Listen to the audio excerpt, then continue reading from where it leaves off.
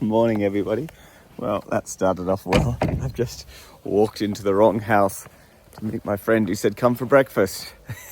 And I just literally walked in, took my shoes off, and there was this lady there not speaking any Russian. I thought it was his mother.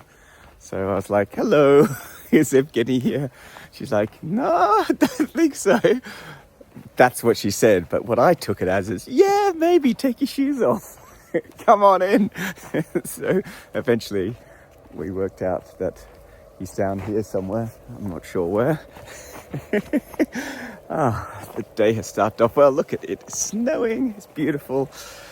Another day in paradise.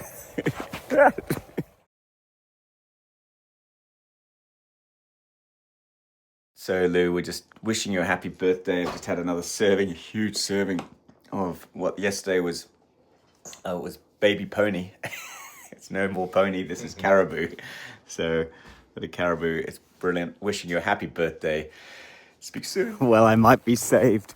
In this town, there is my branch of bank, Spare Bank. Let's see if it's open. Unbelievable. Thank you, Vitaly, for giving me Russia's #1 bank. Here it is. There's people waiting outside. Maybe it's closed. Well, there's a note saying, I'm just going to sit down here, that the ATM is loading, which is good news. I guess there's somebody in there. That's why people are waiting.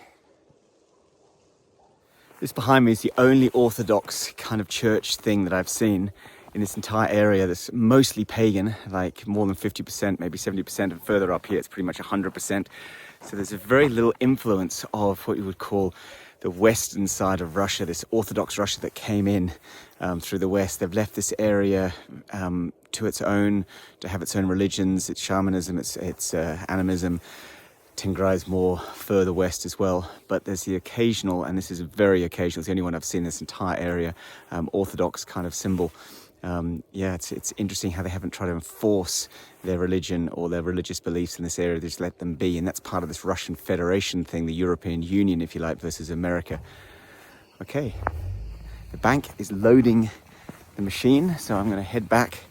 Got to get warm up a little bit and then come back again. Look at this. Oh, wow. Nah. It's a high-fat meat diet. Not many vegetables. So good. Here we consider minus 50, 60 cold, minus 40 hot. Well, that's just what I needed. The smallest bank in the world. There it is. Behind this massive steel door. God knows why anybody would rob here. There's nowhere to go. You'd steal the money and then you've got a 24-hour drive to get anywhere. Anyway, what are the odds? I needed cash. I'd run out of cash. It only deals in cash in this area, and the bank that I bank with has the smallest bank in the world up here in this time. This is it. This is pretty much the village. Unbelievable. I have traveled so far to see this museum of local law way up here in the middle of nowhere. I hope it's got a whole lot of stuff on shamans and history of this area. Look at the size of it. That is the size of the museum, and it's not much thicker than basically one room. Let's check it out.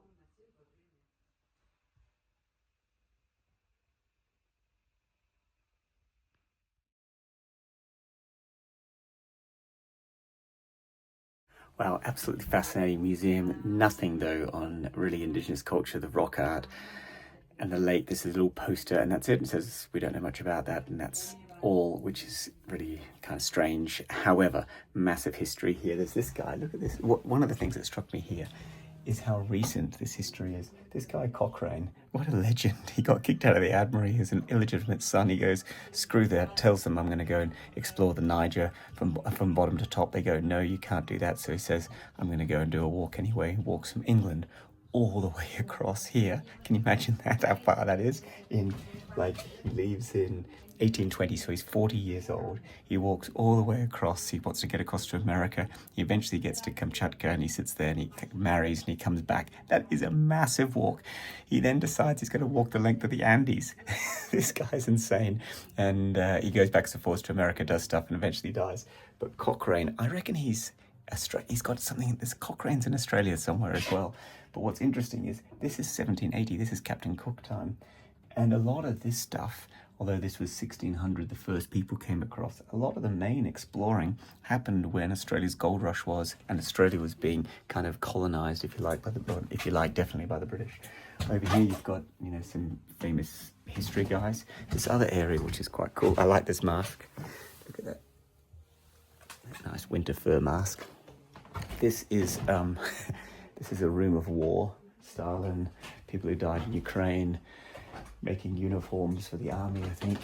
Yeah, But then it comes into more war stuff here. But this is the interesting stuff here. So when Stalin came against the Germans, the Nazis, the British said in 1942, you can have as much support as you can. And the Americans said, we'll support you too. They started to bring in aeroplanes, 400 a month they were going to get in. They were going to get them through Murmansk up the top, and then also from Iran. It was such a long way, they couldn't do it. They fly, so they developed this air bridge. Now they did this in the summer. That's like 3 months of 1942. They created this air bridge with supplies, with reserve runways, main runways, in this intense cold, and flew aeroplanes all the way up here in 1942 to do all the battles that we saw in the Volga, and eventually beat support the Russians to beat the Germans, which saved Europe basically. And these are the guys behind it. So these weird places in the middle of nowhere, like here, had over 1,500 personnel. It's the same as Australian outback towns. There was a period of war where there was a lot of people around. And the other interesting thing was, two more interesting things. This thing, I forgot to say, he was the guy that he did the first readings.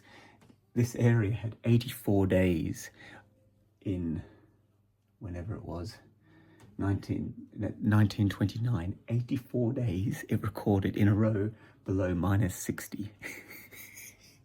It's just insane. 84 days it never got above minus 60. That's crazy. I thought that was quite funny.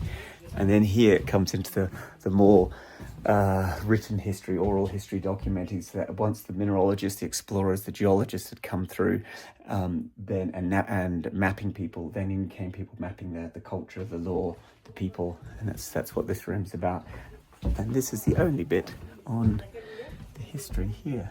This is the interesting thing for me. What are these rock arts? It just says mysterious rock arts we don't know much about.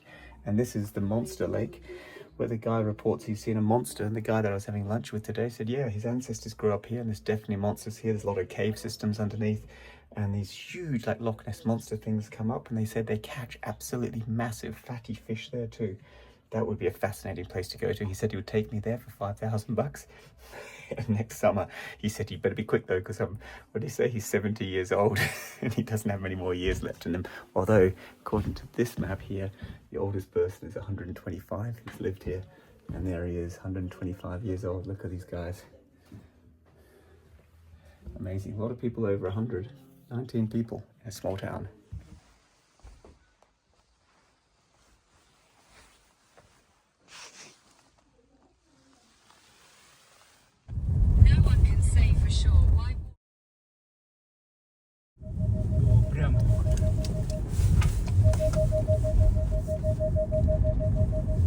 So we've gone out for a drive through the countryside, because this is the stream that never freezes, even when it's minus 60.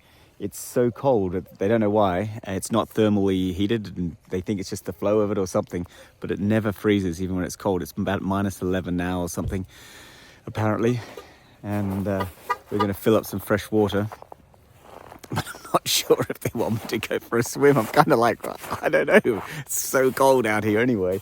That water is going to be super cold.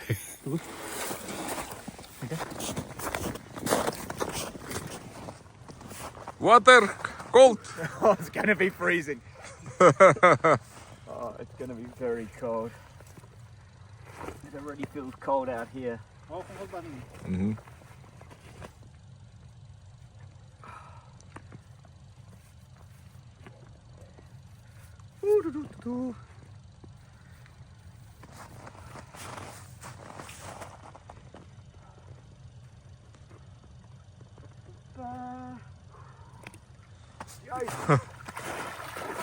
Good, good.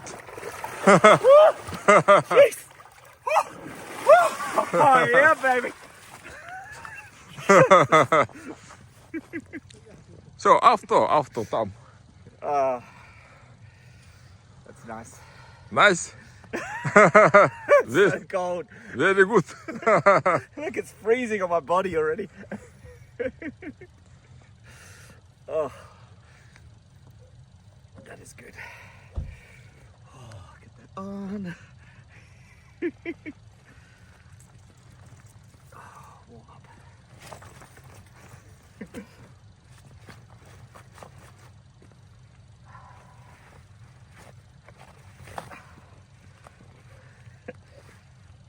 Kijk, oimekon. What's good on? Water. The coldest. This water doesn't freeze even at minus 60 apparently. It's always running and it is so cold. It's like, what do you reckon, minus 10, minus 15 now? Outside, well, the water is frozen on my skin just as soon as I came out. That was very cold. I don't know how it's below zero, but it's still flowing. Anyway, it's done. The coldest place, an inhabited place on earth. I've been for a swim. Some would call me stupid. Oh. Okay. Let's do this. Well, that was crazy. I'm just coming back to my place now. My feet are absolutely burning from the cold. It's like I've got a cold burn. It is ridiculous. I'm in a lot of cold water, but nothing as cold as that. Anyway, I know you can't see me. Let me get into my place. And what a day. I don't even know where the lights are here. What's that thing do? Hey, there we go. What an absolute day. Nothing on Indigenous, apart from the stuff on the conversation. He did say, just as we were talking, I said, what temperatures do you stop the schools? He said, the first lesson, I don't understand what that means, finishes if it's 51 degrees, minus 51, they stop school. Minus 57 is when they actually stop the other classes and the kids can stay home. Minus 57. He also said, when it gets below minus 50, that's when you have to put 2 down jackets on. Anyway, on that note, I'm going to warm up with a cup of tea and head to bed.